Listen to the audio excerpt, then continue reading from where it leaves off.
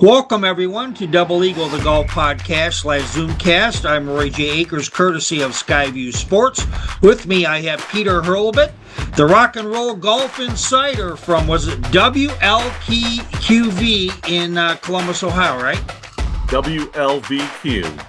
Oh, my gosh. I tell you what, I failed my eye chart test, too. And then we got Casey Brozek.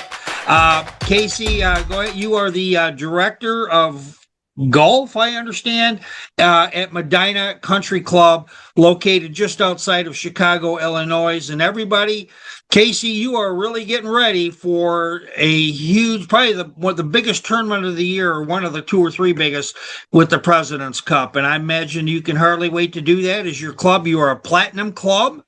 And your service and everything is known as one of the outstanding venues in all of the United States. Yes, well, it's nice to be with you, gentlemen. Yes, we are. We are ramping up for the 2026 President's Cup.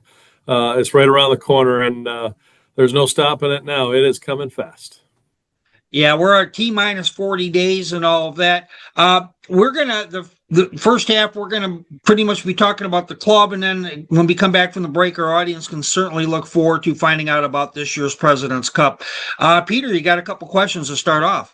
Sure do. Casey, never had the chance to play there at Medinah, but I have walked it a couple times. Was there in 1990 when Hale won the third of his Opens, and also saw the 2012 Ryder Cup there. And I understand you've had a lot of changes since 2012, and just wondering, maybe walk us through a few of the big changes of the golf course. Sure. Glad to.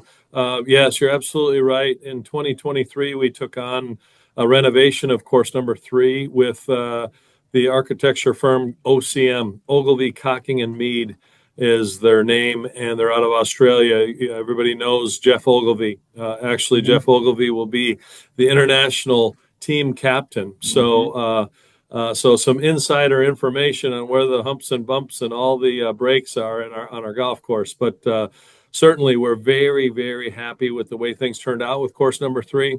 I would say that you'll recognize where holes 1 through 6 are. 7 through 12 are a little bit different rerouting and renumbering, and then the last 6 holes are significantly different. The old 17th hole, for example, went over the water as a par 3. People might remember it when Justin Rose made a miracle putt in the last hour of the Ryder Cup back in 2012. And that hole no longer exists. It's now a par 4 over water, dogleg right. So OCM did a fantastic job of kind of changing up our par 3s and changing up some of the last holes. So it's really kind of an exciting finish. And to note, for the President's Cup, the PGA Tour is starting on the 5th hole of our golf course. So that's the first hole for the President's Cup, which means that in match play, they will play our finishing holes. Most likely, matches will be going to what would be called the 14th hole, which is number 18. So those players will see our finishing holes in just about every match, guaranteed.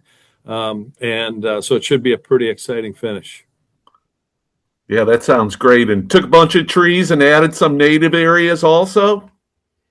Yes, yeah. So, the features of the golf course, the land is still the same. Lake Cadaglia still runs through the golf course, where 14 holes are south of the lake and 4 holes are north of the lake.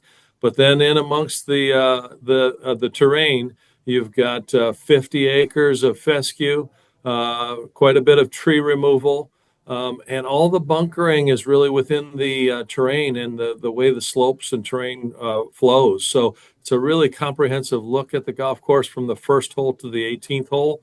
A lot of runoff areas. So when you hit the green, the ball doesn't just necessarily bounce into the rough and you have to take a 60 degree and kind of heck it out onto the green. There's some runoff areas, so some chipping options.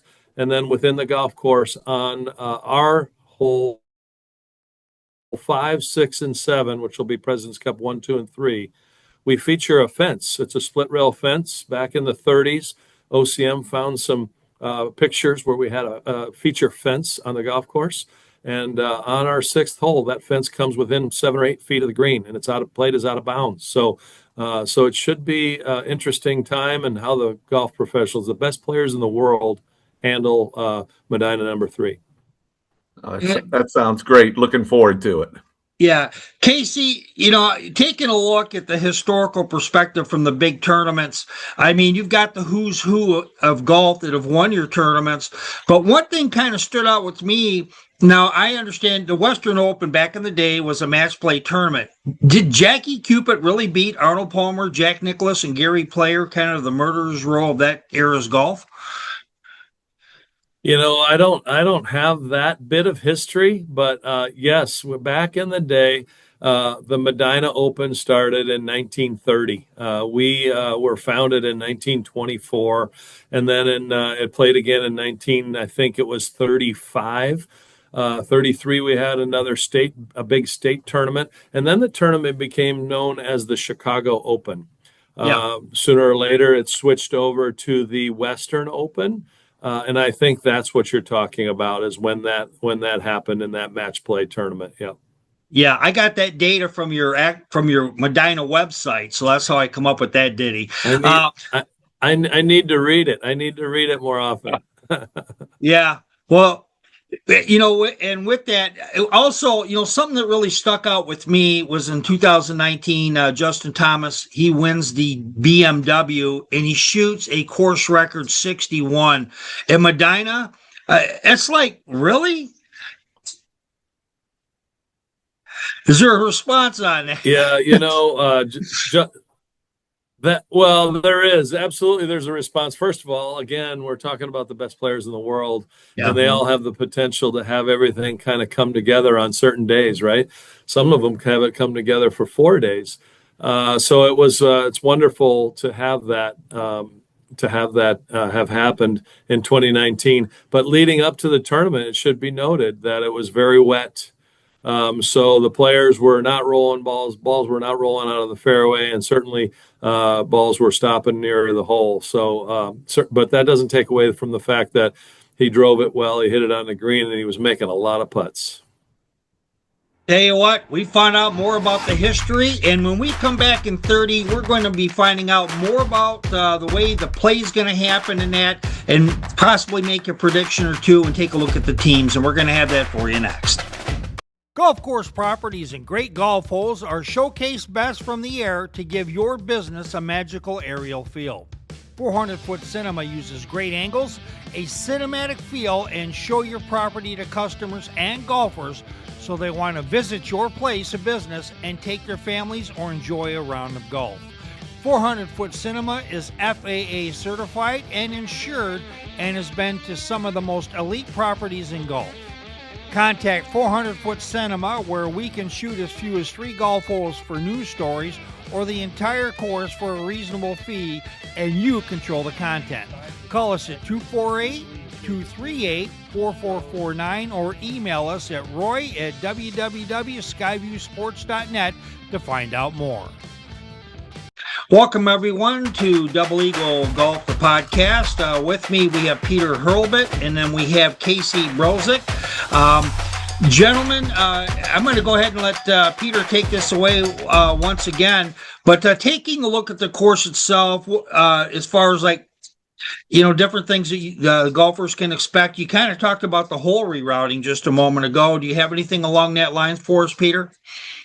Yeah, Casey, I mean, you've got a long golf course there, over 7,500 the guys will be playing. And just curious, your thoughts, is it going to be a bomber that's going to help his team the most, or with the new setup? I presume in September you're hoping for firm conditions. What's your thoughts that way? Absolutely. We're experiencing a wet August, so we're hoping that means a dry September. We've had past championships that have been wet, and certainly the best players in the world can kind of pick apart any golf course when their ball's not rolling into either deep rough or into fescue or off of greens, etc. Our runoff areas around the greens will run you right into a bunker.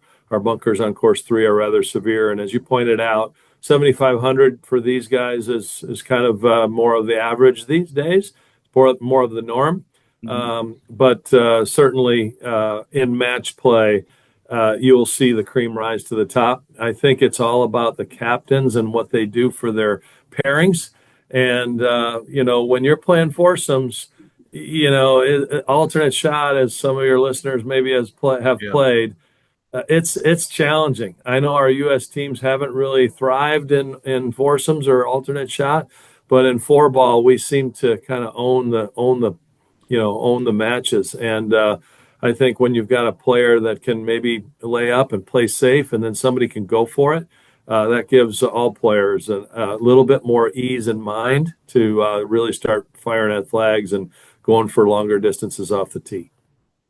Now, I have a real quick question before we go back to Peter. How fast will the greens roll at Medinah for the President's Cup, and how fast is it for the members? It's likely that they'll be around 13, give or take, depending on the weather, and that can all change based on what the PGA Tour and Captain Schnedeker are looking for. For our members, I would say that they probably average about 12. Well, Nice. That's a difference, but not a huge one. Peter? Yeah, so Casey, back in 2012, I mean, the Ryder Cup, it was just packed patron-wise, and you guys did a great job logistics, getting people in and out. Going to have the same kind of ticket sales for the President's Cup, and is the build-out already well underway? Yeah, the PGA Tour has done a fantastic job here, and they're working very hard to. They've had boots on the ground for 3 years now. So, Okay. All right. The logistics of it are different than when the PGA of America organized the Ryder Cup. In that, there's different gates. So our main gate that the general public will come through is on the corner of what we refer to as Lake Street and Medinah Road. So it's opposite corner of the property from the clubhouse, quite a ways away. And that means that most of the activity will be south of Lake Cadijah. So from a logistics standpoint, there'll be a huge bus turnaround, but busing people in from 20 some parking lots all over the area. And people will get onto the property, and it'll be very, very easy and quick to get to the first tee. Because that's our fifth tee. So Yep. That area of the property south of the lake kind of is the majority of the holes. So it's going to be very easy for patrons to get around and to see the action and things like that.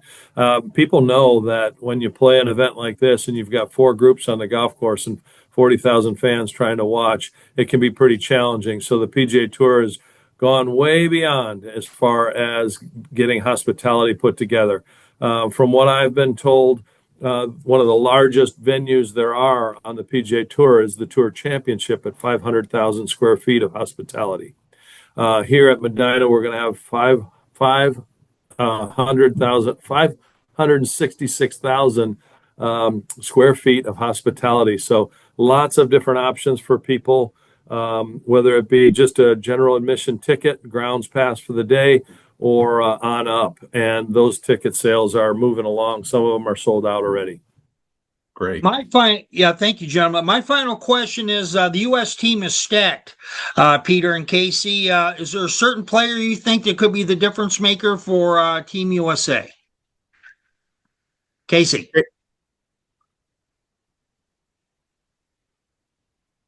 Yeah, that's a good question. You just have to get your top players ready, I think. And then the combinations is what it's all about. I'm not so sure it's any one person that's going to be the standout, because what can they win, really? Can they win 4 points? That certainly would be great if a single player could have a sweep like that. But when it gets down to it, you have to have partnerships come together. And so we have to find that mojo, if you will, to make sure that we're ready for the international team, because I think the international team is probably bringing their best team that they've ever had. Peter. Yeah, I agree with what Casey just said and what he mentioned earlier. U.S. team play, alternate shots, always been an issue. Wasn't very good in the last Ryder Cup. I'm thinking guys like Scheffler probably got, a little payback in the back of their mind. They'd like to come through and punch it through. Yeah. My comment is I think we're going to have a unsung hero that's going to come through that we're maybe not thinking about.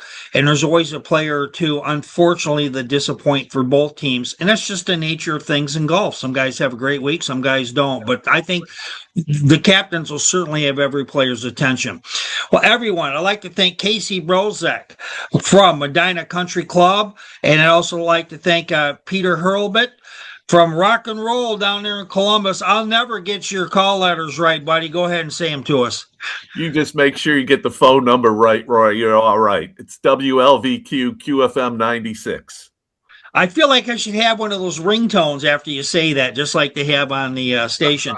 Well, Casey, we're going to look forward to maybe talking to you after this whole thing's over and you've had 3 months of hibernation and get some of your sleep back.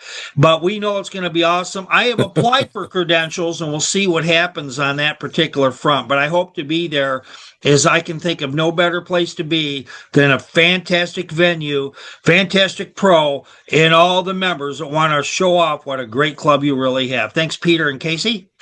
Casey, best of luck. Yeah, thank you, gentlemen. It's nice to be with you today. We'll look forward to a great President's Cup.